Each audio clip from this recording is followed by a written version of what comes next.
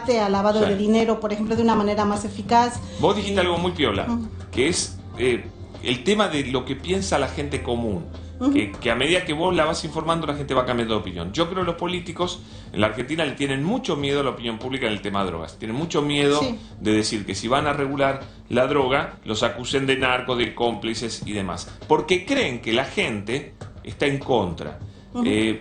Yo quisiera creer que la gente ya se dio cuenta de que así como estamos con este sistema, vamos al desastre, porque nosotros, a diferencia de Estados Unidos, ni siquiera tenemos una policía que pueda combatir seriamente al narcotráfico. Está mucho más corrupta que por ahí lo que pasa en otros países. Con lo cual, si queremos luchar contra el narco, perdemos seguro, ¿o no? Sí, ¿Eso pasó en totalmente. México? Por eso insisto en que esta declaración de emergencia de seguridad, que ya ha sido criticada por organismos de derechos humanos de Argentina y también por personalidades muy importantes y muy serias que manejan el tema. Pienso en primer plano en Juan Gabriel Tocatlián, por ejemplo, que es un especialista sumamente serio y respetado en políticas de seguridad, porque solo enfoca de una manera el problema y no analiza de manera global qué se puede hacer, y no tiene que ver solo con la regulación. Insisto en esto de reconocer que el principal problema son las fuerzas de seguridad. Y el ejemplo, repito, lo tuvimos el viernes con gendarmes disparándole balas de goma a niños. Eso es gravísimo. Sí, peleándose por una estupidez, como no me dejan pasar, me enojo y los baleo. Una cosa totalmente demencial. Y además con una respuesta totalmente insensible por parte del gobierno, ¿no? No ha habido un pronunciamiento ni un acercamiento a esas familias ni a las víctimas. Sí, ahora dicen que lo están investigando, vamos a ver dónde llega eso. Pero te pregunto, en México, ¿qué tan cerca están de tomar una decisión en pos de la regulación de las drogas, terminar con esta prohibición que, como vos bien decís, genera un enfrentamiento que no se resuelve nunca a favor de la sociedad? Mira, México está inmerso en un proceso sumamente interesante e histórico por el papel que juega de peso en el narcotráfico a nivel internacional. El año pasado la Corte Suprema de Justicia sorprendió incluso a los mexicanos al emitir un fallo en el que autorizaba, en 4 casos me parece que eran,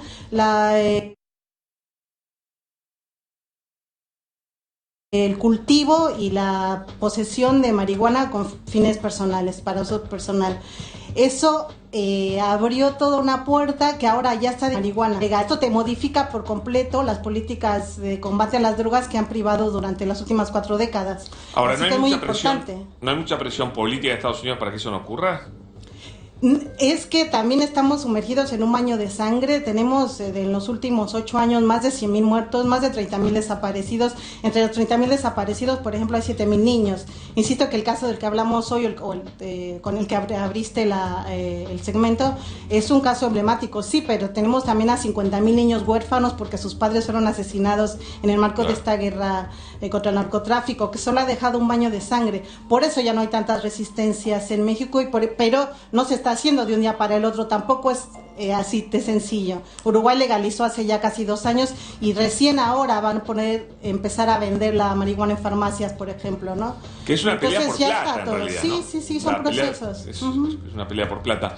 ¿Cómo viste la participación de Sean Penn y Katie Castillo entrevistando al Chapo Guzmán? Porque también ahí hay un riesgo, ¿no? De creer que el narcotraficante es un personaje de película y que corresponde a hacer películas, entrevistarlo como si fuera un gran señor, cuando es un tremendo asesino que mata periodistas, mata gente. La cantidad de gente que ha matado el Chapo Guzmán es alucinante, y van una conductora de televisión y un artista de Hollywood a entrevistarlo como si fuera Maradona, ¿no es cierto?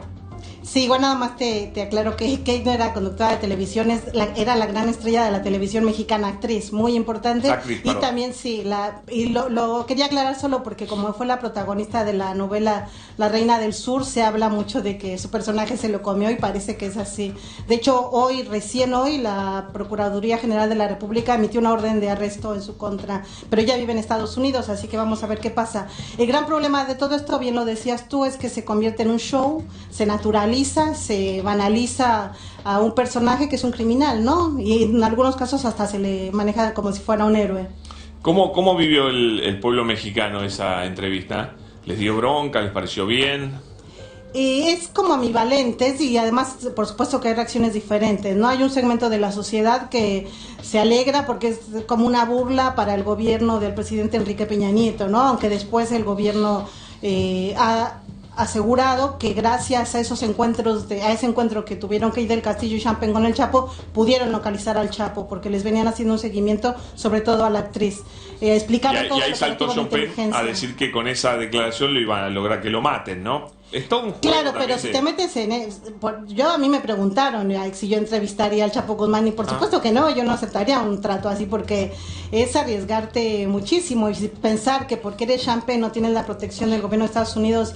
Esto no es un juego, o sea, esta es gente que mata. Guarda, igual, y yo te digo algo, yo sí lo entrevistaría, pero lo entrevistaría como lo que es, un narcotraficante, no lo entrevistaría como un ídolo, como fueron ellos, o como un personaje. Si vos lo entrevistás, yo creo que se puede entrevistar a cualquiera, pero sabiendo a quién estás entrevistando, a un asesino de periodista, a un asesino de gente inocente, a un delincuente, no entrevistarlo como si fuera una figura, ¿no? Sí, hay un periodista muy famoso en México que decía que si a él el diablo le ofreciera una entrevista iría al mismo infierno, pero bueno, son elecciones, ¿no?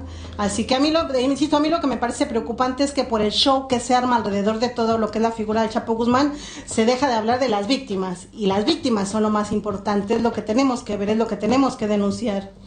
Totalmente. ¿Y cómo ves el avance del narcotráfico en la Argentina?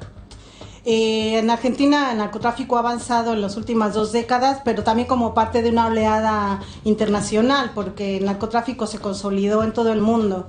Las drogas se expandieron, los cárteles también, el crimen organizado, porque ya no es solo narcotráfico, implica bandas de crimen organizado muy, muy importantes.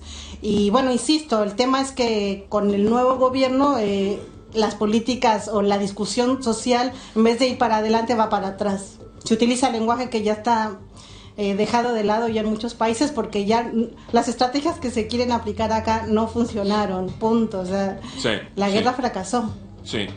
Presentanos tu libro por si alguien quiere adentrarse un poquito más en el fenómeno, en lo que vos escribís, que sos una muy buena analista y periodista. Voy a mostrarlo en la cámara. Ahí te muestran los chicos, ahí está. A ver, ¿ese libro cómo se llama? Todo lo que necesitas saber sobre el narcotráfico. Es un compendio, hablamos del Chapo Guzmán, por ejemplo, pero vamos a tener que renovar siempre ese capítulo, me parece. Y claro, sí, la verdad que sí. Ese es uno. El otro es Narcosur, del cual ya hemos hablado acá en otras ocasiones. Sí, claro. Y bueno, y habla precisamente de lo que es la penetración del narcotráfico mexicano en Argentina, que viene a cuento también porque viene la historia de los 3 sicarios que se fugaron en diciembre, y todo el escándalo que se armó luego con su posterior captura, ¿no? ¿Cómo viste todo eso vos? Fue complicado porque yo estaba en México y estaba sumergida en la captura del Chapo Guzmán. Al Chapo lo recapturan un viernes, y acá toda esta confusión que hubo con los 3 sicarios fue al día siguiente. Entonces fue muy extraño para mí, porque era como volver a dibujar, a trazar el mapa de lo que fue la ruta de la efedrina, y en la cual estaban inmersos tanto el Chapo Guzmán como los 3 sicarios. Claro, porque esa ruta conecta Argentina con México. Totalmente, ¿no? Esa es la ruta que conecta directamente a ambos países, recorre los 8 kilómetros que nos separan. Y era muy curioso, muy extraño esa casualidad de que de pronto el Chapo estuviera prófugo, y también estuvieran prófugos estos 3 sicarios o asesinos a sueldo, y que el mismo fin de semana los detuvieran, y además en condiciones que fueron humillantes para ambos gobiernos, ¿no? En el caso del Chapo Guzmán, porque todo fue a través de una actriz y de un actor súper famoso, y en el caso de los 13 argentinos, porque primero habían agarrado a 1, luego a 2, luego a 3, luego en realidad no habían agarrado más que a 1, toda esta confusión. Así que esas son historias típica, que vale la pena contar. Digamos que es bien típica de combate a las drogas, ¿no? Confuso, con complicidades policiales en algunos casos. Absolutamente. Son cosas muy sucias, ¿no? Realmente. Sí, muy sucias, muy confusas, y que, insisto, acá han hablado mucho de la falsa mexicanización de Argentina, o el temor a una mexicanización, que es imposible porque no tienen las condiciones en ningún sentido como para eso. Pero en todo caso... ¿Por qué? ¿Cuál es la diferencia, va? Primero, porque nosotros somos el país limítrofe con el país que más consume drogas en el mundo. Eso ya te marcó. O sea, ustedes no tienen la frontera con Estados Unidos. La tienen con Bolivia y con Paraguay, que son productores de cocaína y marihuana. Pero son otras las circunstancias. Yo siempre peleo mucho contra el término de mexicanización. Pero en todo caso, si no se quieren mexicanizar, no tienen que hacer todo lo que hizo México, y lo están haciendo. El que habló de mexicanización fue el Papa y se enojaron todos y el Papa justamente está yendo para México, ¿no? Sí, llega ¿Le la van a próxima pasar facturas semana. por eso todavía? La agenda del Papa viene complicada porque hay temores y negociaciones de qué tanto va a hablar de derechos humanos, qué tanto no va a hablar, porque bueno, eso afecta directamente al presidente Peña Nieto. Hay toda una duda de cómo van a ser sus discursos, hay mucha expectativa. ¿Sobre el tema de drogas o sobre el tema de derechos humanos? Sobre el tema de... Es que está vinculado, porque las víctimas de derechos humanos, los desaparecidos en México, tienen que ver con todo lo que ha sido el fracaso de la guerra contra el narcotráfico. Claro, claro. Hay que ver entonces en qué lugar se para el Papa, ¿no? Sí, va a ser muy, muy interesante. La verdad que sí. Cecilia, un placer hablar con vos, ¿eh? Muchas gracias. Un gustazo.